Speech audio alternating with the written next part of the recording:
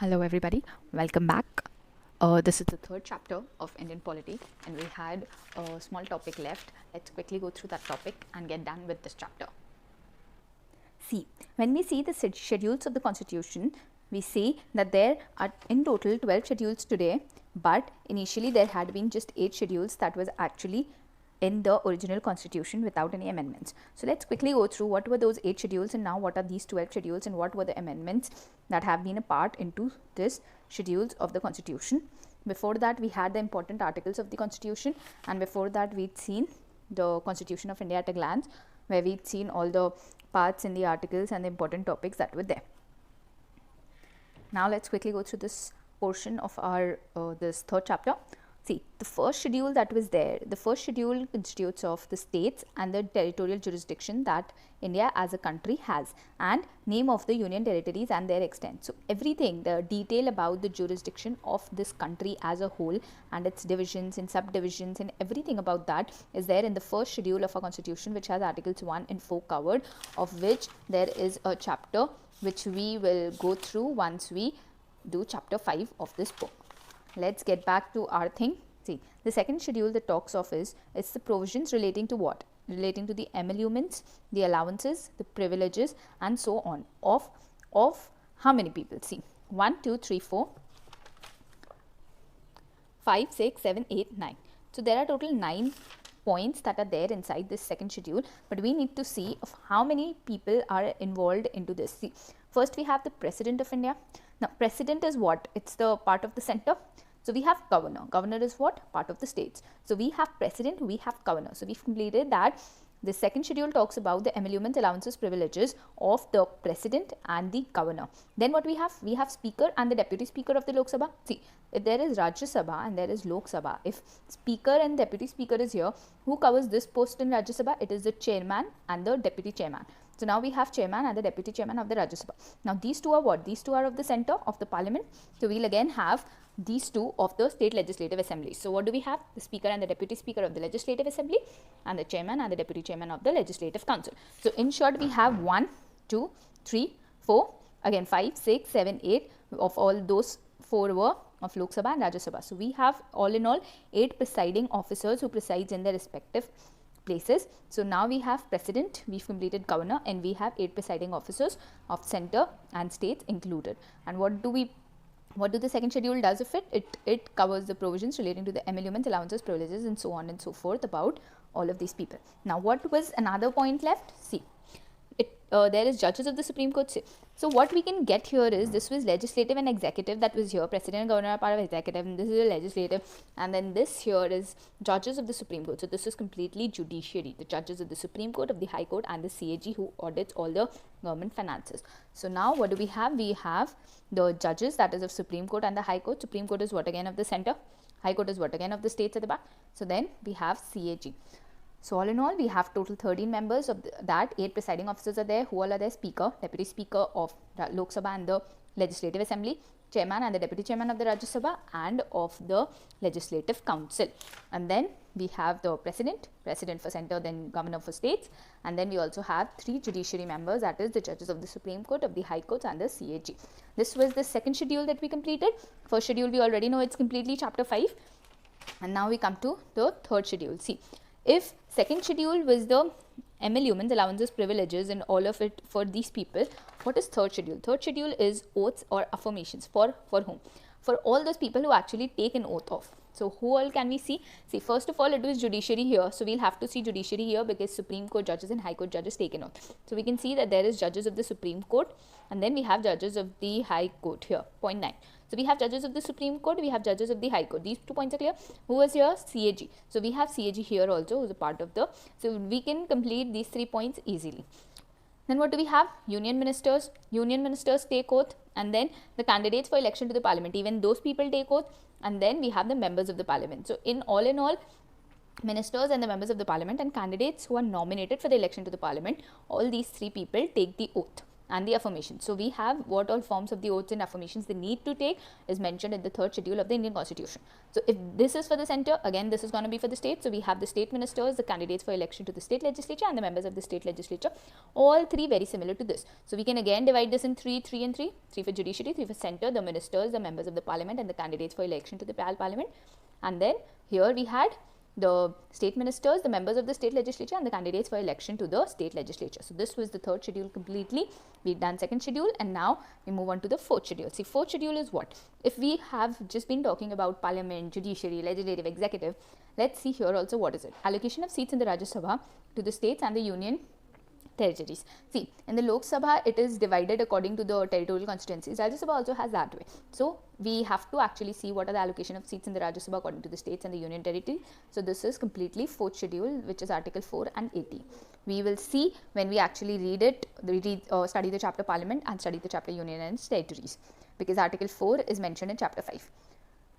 Then we have the 5th schedule. See, the 5th schedule has what? Now we come to the main people. See, provisions relating to the administration and control of the scheduled areas and the scheduled tribes. So this is very easy. If 4th schedule was Rajya Sabha issue, 5th schedule is the scheduled area and the scheduled tribe issue. Then 6th schedule is what? See, this scheduled area and scheduled tribes of a whole country is different. Now when we read that India is a diverse country, there has to be a lot of people exempted from this place. So provisions relating to the administration of tribal areas, specifically in the states of Assam, Meghalaya, Tripura and Mizoram. So what can we say? AMTM. It is Assam, Meghalaya, Tripura and Mizoram, of which Assam is in the governor, and all of these 3 states are seen by the president for the 6th schedule. Then we have the 7th schedule. Division of powers between the union and the state in terms of list 1, the union list, the state list and the concurrent list. And presently this is the 5th edition, so we don't have to see this, we'll actually see the updated version. So what do we have? Division of powers between the union and state in terms of list 1, list 2 and list 3. So this is 7th schedule, and we actually saw when we were seeing the amendment chapter, the 42nd amendment that we were actually seeing or going through, we'll see that all of those amendments, there was one amendment that was done to the subjects also. See, the 42nd Amendment Act, which was done in 1976, which is also called the mini constitution, it shifted 5 subjects from the state list to the concurrent list. Concurrent list is what? State plus union. So what were those 5 subjects? Education, forest, protection of wild animals and birds, weights and measures, and administration of justice. So all of these can be done via amendments, and that is why I said that we should not be going by the 5th edition. We should actually wait for the last moment when we actually go for the exam and update ourselves of union list contains how many subjects and state list contains how many subjects and the concurrent list how many subjects respectively. Then we have the 8th schedule. See, if 7th schedule is considered regarding the subject, language is an important subject. So 8th schedule is everything about language. Language is recognized by the constitution. So originally it had 14 languages, but presently there are 12 languages. What are all those? Assamese, Bengali, Bodo, Dogri, Gujarati, Hindi, Kannada, Kashmiri, Konkani, Maithili, Malayalam, Manipuri, Marathi, Nepali, Odia, Punjabi, Sanskrit, Santhali, Sindhi, Tamil, Telugu and Urdu. See, Sindhi was added by the 21st Amendment Act of 1967. Konkani, which was here, Manipuri and Nepali were added by the 71st Amendment Act. Let's quickly go through the 21st and the 71st Amendment Act that we have. And then we also have the 92nd and the 96th. So when we go through this, we'll see. First, we had the 21st Amendment Act. Let's look for the 21st Amendment Act, and this says included Sindhi as the 15th language in the 8th schedule. So this Sindhi was the 15th language which is added by the 21st Amendment Act 1967, and thus this is the only amendment that was done in 1967 by the 21st Amendment Act. Then we had the 71st Amendment Act. 71st Amendment Act, which says it included Konkani, Manipuri and Nepali languages in the 8th schedule, and with this the total number of secluded languages increased to 18. So after Konkani, Manipuri and Nepali languages, we had it up to here 18. And then we had the 92nd Amendment Act. Let's quickly go through that. So in 92nd Amendment Act, we had Bodo, Dongri, Maithili and Santhali, which actually made it to 22. And in 96, it's a very simple thing. It just substituted the Oriya word to Odia. Now, one thing that we can get clear of is up to the 8th schedule that we had, this was all the part of the initial constitution that was there. Amendments have been made inside it, but then this was originally a part.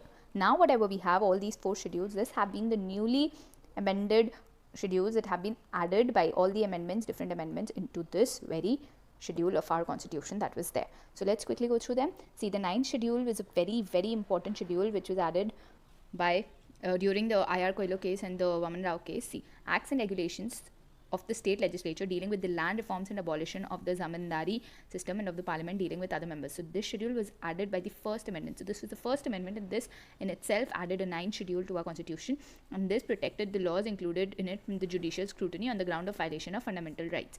So this is the protection to the peasants that were facing problems due to the issues arising out of the land and the zamindari system that had been prevailing into this Indian country before the British people that had come in, or maybe before the Mughal eras and your Maratha eras. Every time the zamindari system had been prevailing, and this was actually reformed, this was abolished, and this came here under 9th schedule. So this is a very important schedule, and this we will go through when we actually go through the other chapters where this is included in detail.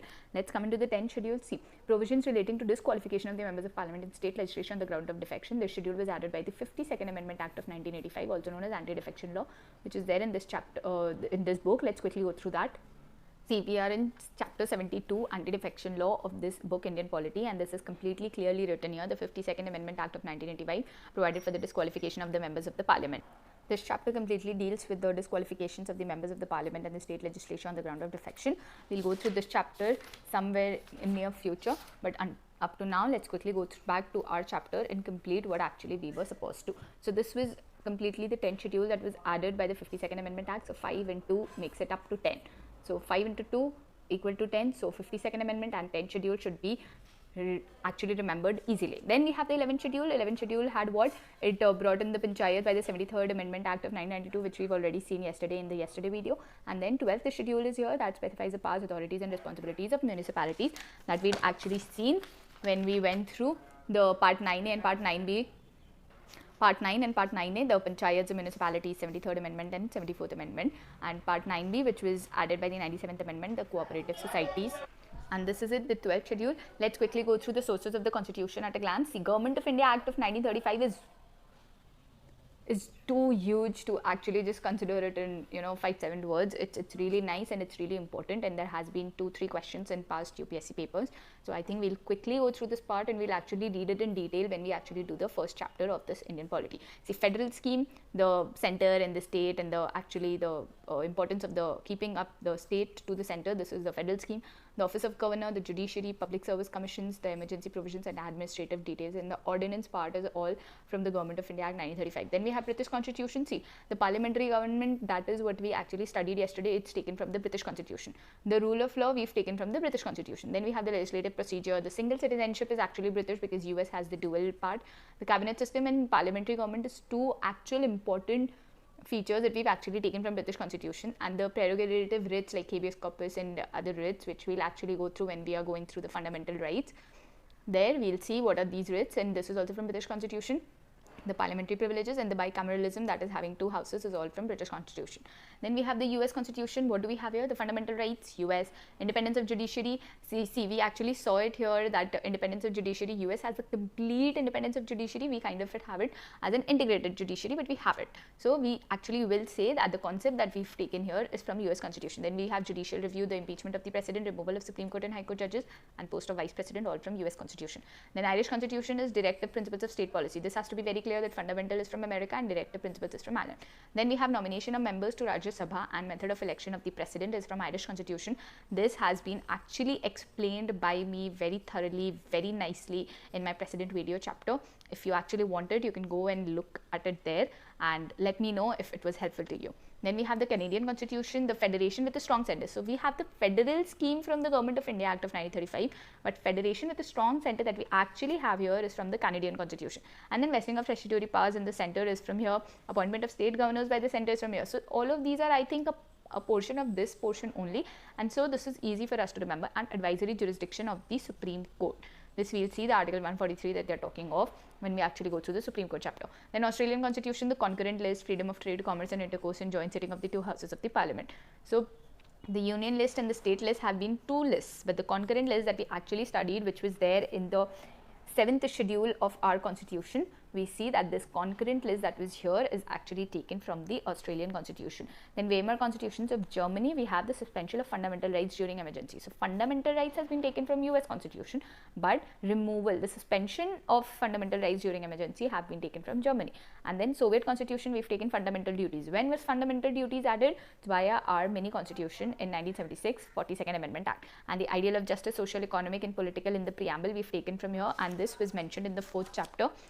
We can easily go and look into it and get ourselves revised with it. It's very, very near to us. It's like a neighbor. See, Russian Revolution, ideal of justice has been taken from there. The social, economic and the political concepts have been taken from there. Then what do we have?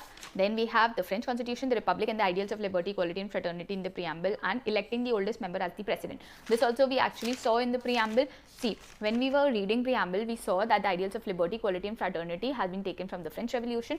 And when we were actually looking into the chapter 2 of our subject, we actually saw that the French practice, the electing the temporary president, electing the president as the oldest member was taken from the French practice. So then we have our 2 points cleared. Then we actually came to the last or the second last, the South African Constitution. We've taken procedure for amendment of the Constitution, that is special majorities and all of those procedures, and the election of the members of Rajya Sabha. We had one more thing of the Rajya Sabha here. See, nomination of members to Rajya Sabha is Irish Constitution, but election is South African Constitution. And then we have Japanese Constitution, procedure established by law. So rule of law here was British Constitution, and procedure established by law is Japanese Constitution. We will actually go through the difference between these when we study fundamental rights. Then we have the English law, it's under Article 32. This is it from our 3rd chapter, and thus we are done with our 3rd chapter completely. I hope you like my video. Do subscribe and do like, do share, do comment down whatever doubts you have, and let's solve it all together. Thank you for watching. Stay safe, stay healthy, and keep studying, keep sharing your notes, and keep loving everybody around you. Thank you.